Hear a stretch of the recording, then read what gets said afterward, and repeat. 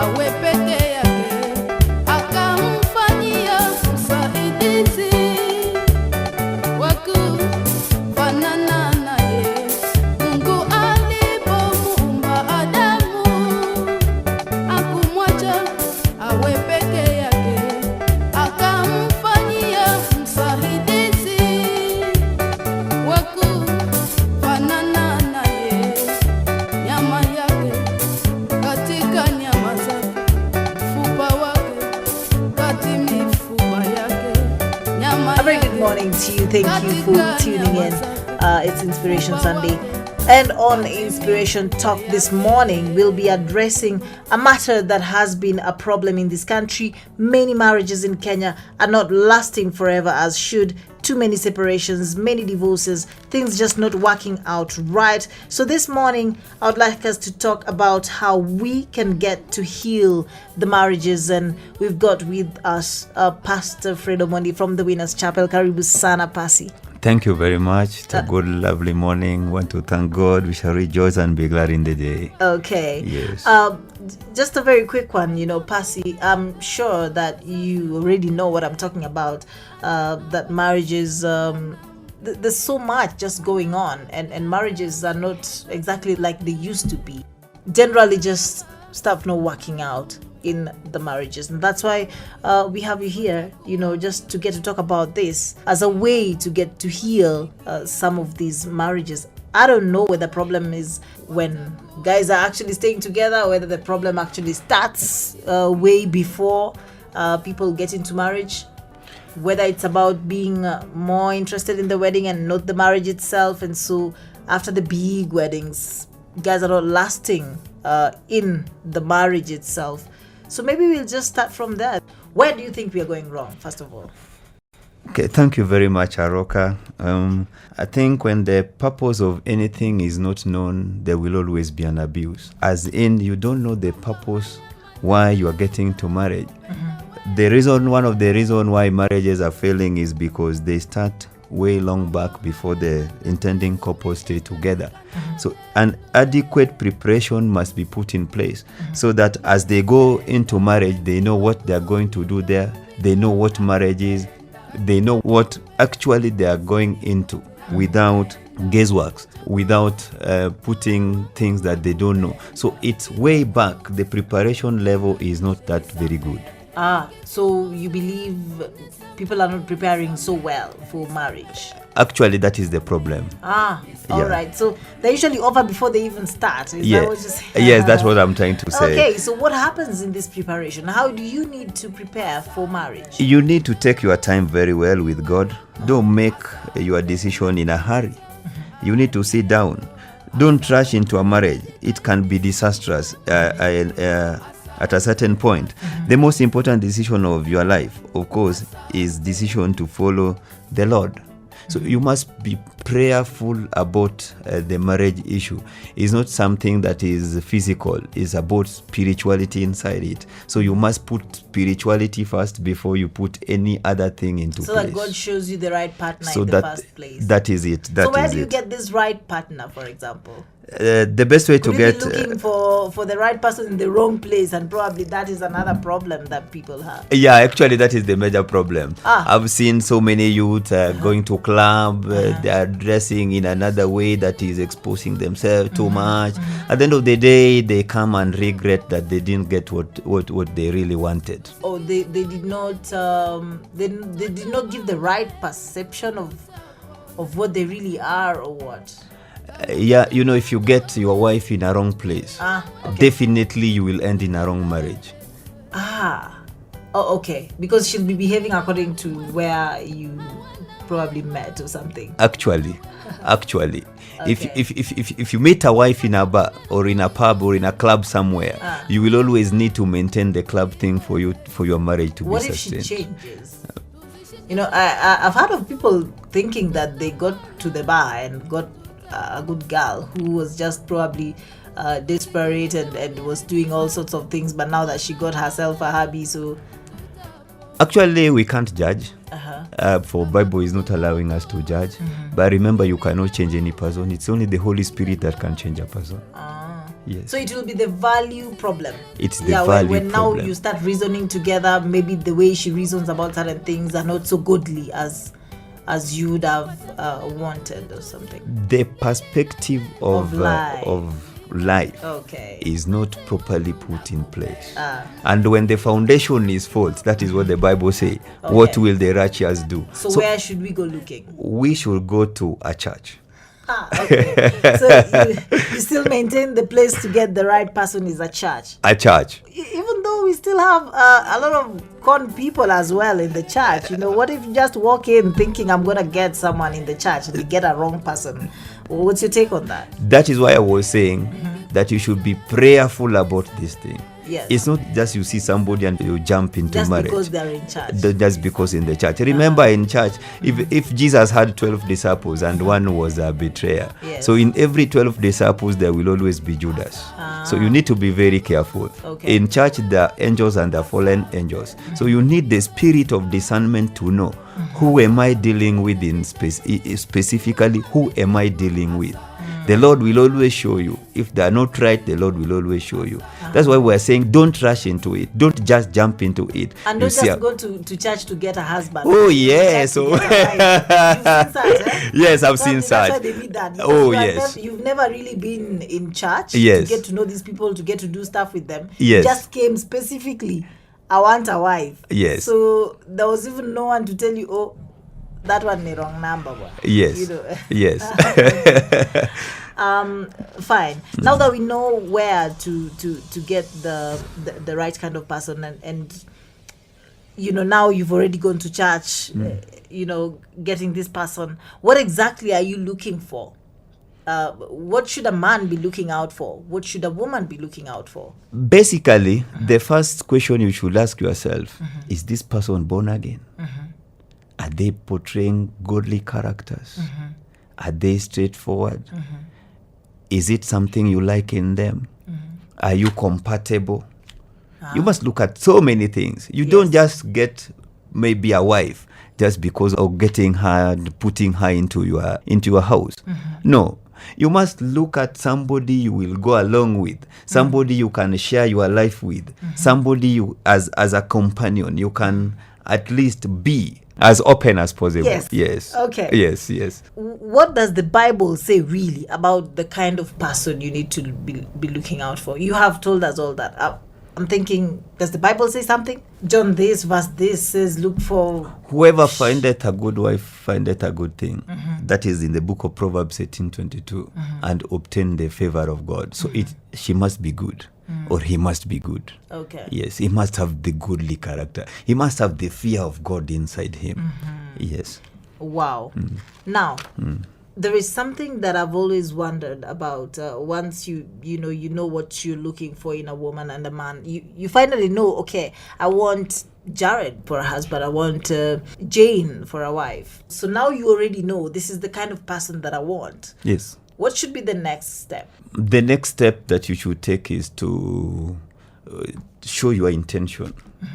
Tell the lady that I've fallen in love with you. Just talk to her. Okay. Tell them your intention. Okay. Don't just be hanging around them. Anytime you see them, you just someone like... just knock them as you watch. Yes, as you watch. You did not say because you didn't express your intention. Okay, so your intention must be properly known as the first step that you should do. Okay. Don't just be going there, tell her, yo, sister, I've just come to borrow a book from you. Okay.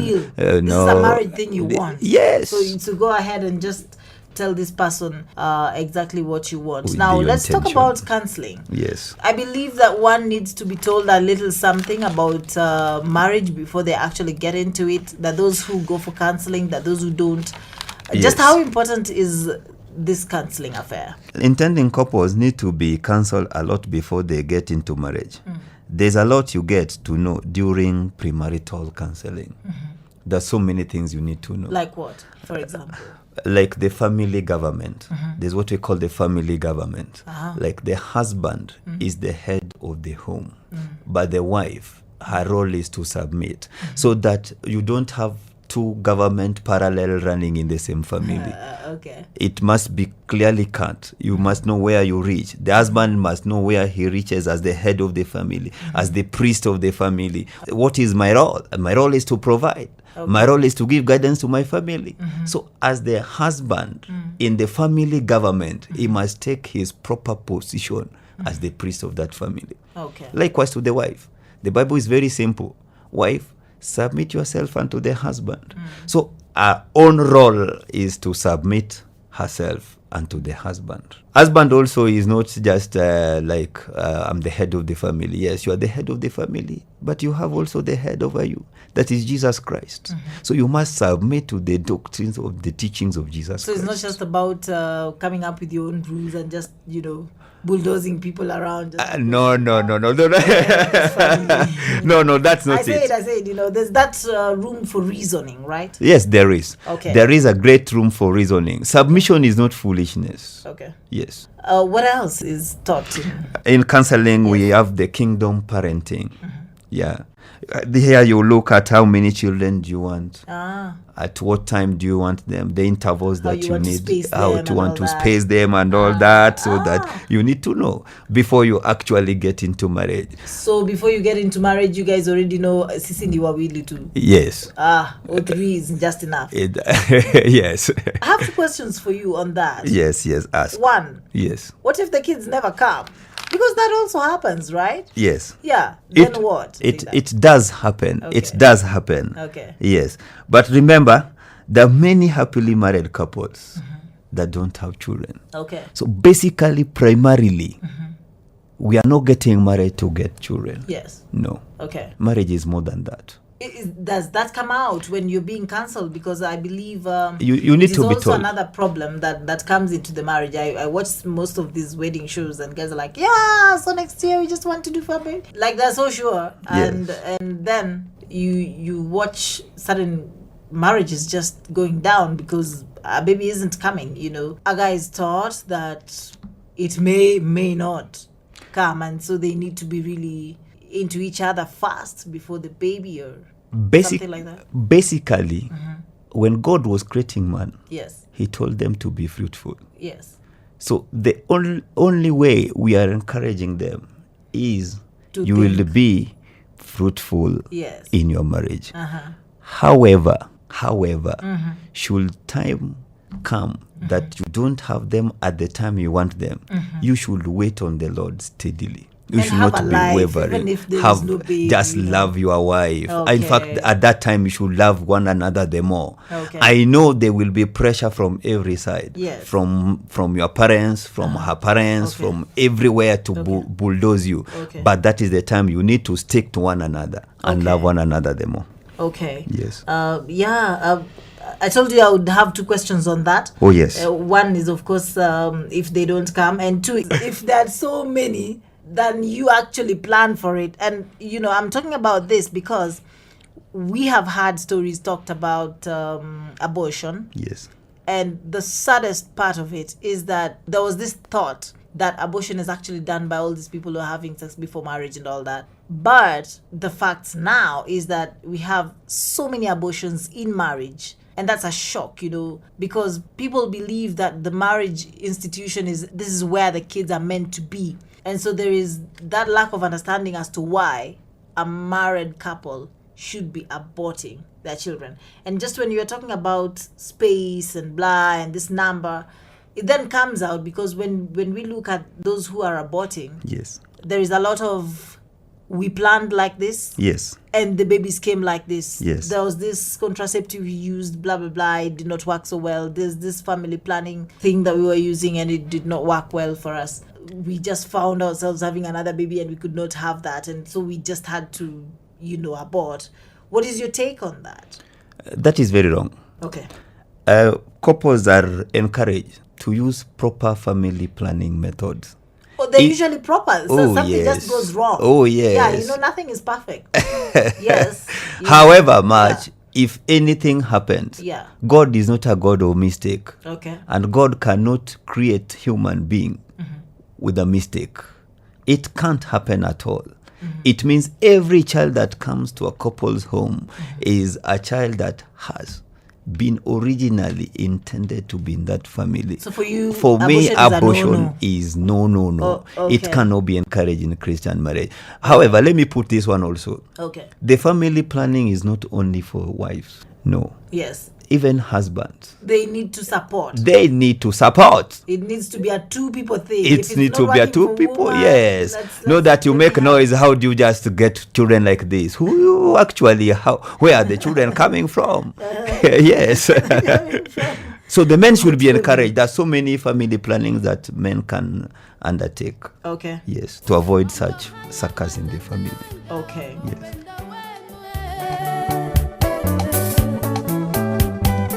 Mambo haya matatu yatumike katika ndoa yenu.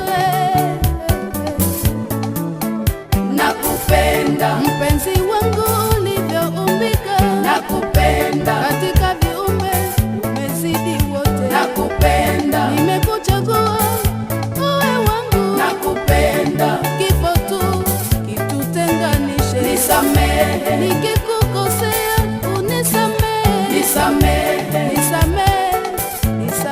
mpenzi. Nisamehe. Mimi ni mwanadamu wanasema lahika. Nisamehe. Ninaomba nisamehe mpenzi. Asante kwa kunichagua niwe wako. Asante umetimiza ahadi ya ndoa. Asante nitajitahidi niwe mwaminifu. Asante mpenzi wangu. Asante.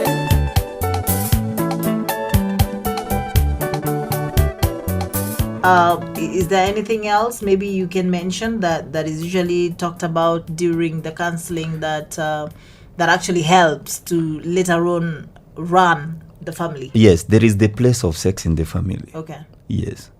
Couples are told that they should not deny one another, biblically speaking. The body of the wife is for the husband, and the body of the husband is for the wife. So the couples should be taught that sex is the highest intimate level of their marriage. So they should have it as much as they want it. Okay. Yes. Even if the place of fasting, Okay. they should agree, mutually agree Okay. that I'm fasting for these days. After that, they should get together as couples in marriage. All right. Yes. Then the last one is the place of the in-laws.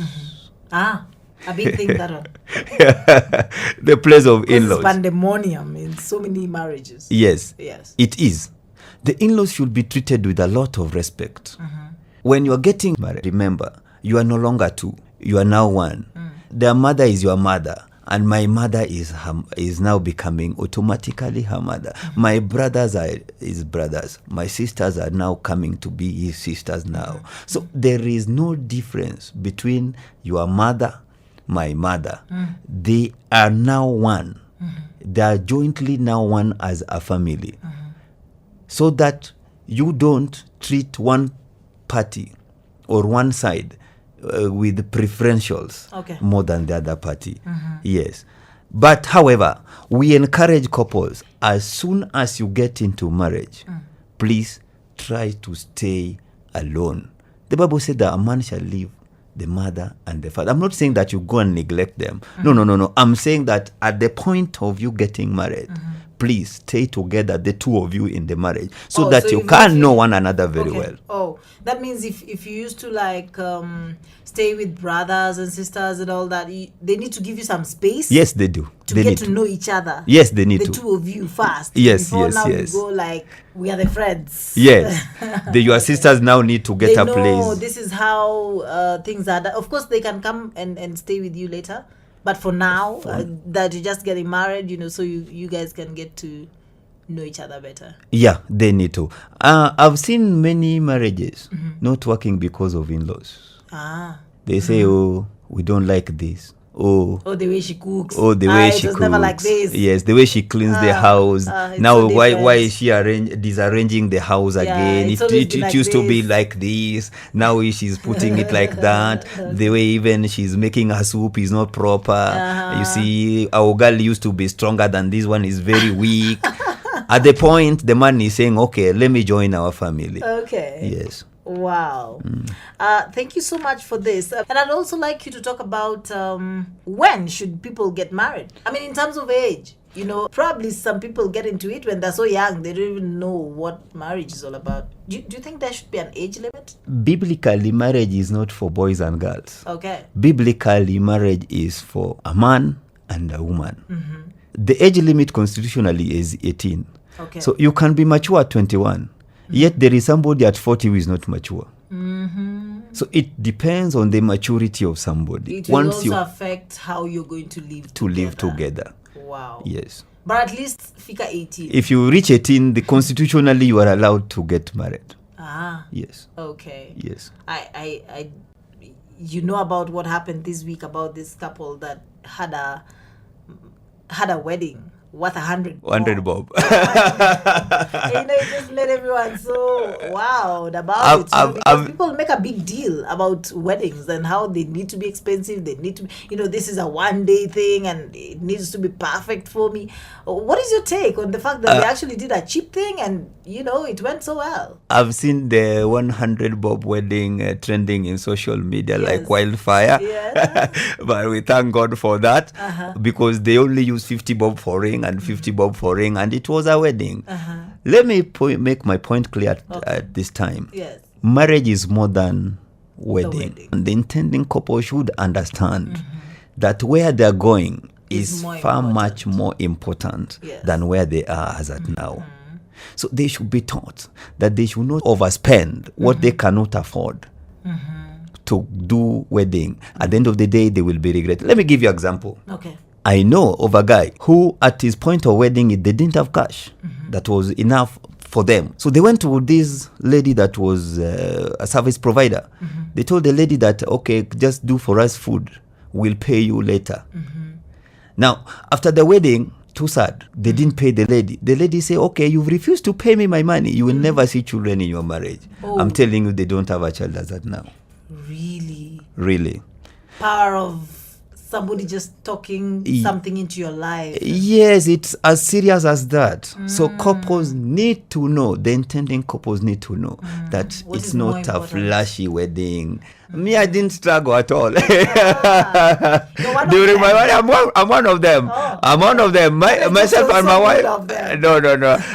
Myself and my wife, we don't even know the person who gave us the car for the wedding. It's just as simple as that. Car that carried her during the wedding, we don't know the owner up today. We didn't have it. So somebody just came up at the point of need. And I'm telling you, everything was provided for at our own level.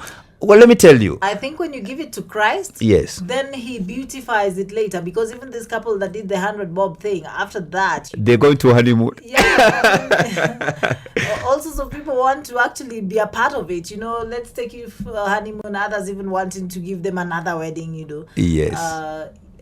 And I guess the pastor who wedded them would be telling them, you see, now God is now taking care of things for you. Yes, it should be like others so. Will even give them jobs if at all you didn't have a job or something, just because they love what happened. What they did. And they'd love to, really support you. They should understand that life is in phases.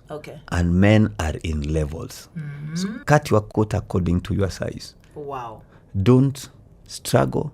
Don't please people. Actually, if you are too keen, you borrow what you don't need to please people who don't even like them.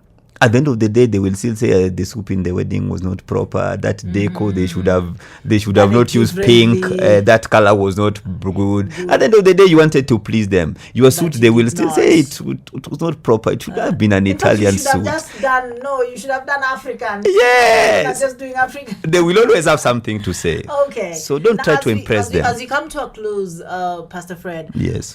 Could you tell us the importance of having a stable marriage, even to this country? I remember the president Uhuru Kenyatta even talked about it some time back, and he said, if we have a stable family, we have a stable country. Yes. And so we need to work on this. Maybe, as we wrap, the beauty of having stable. Now, even church will never be stable.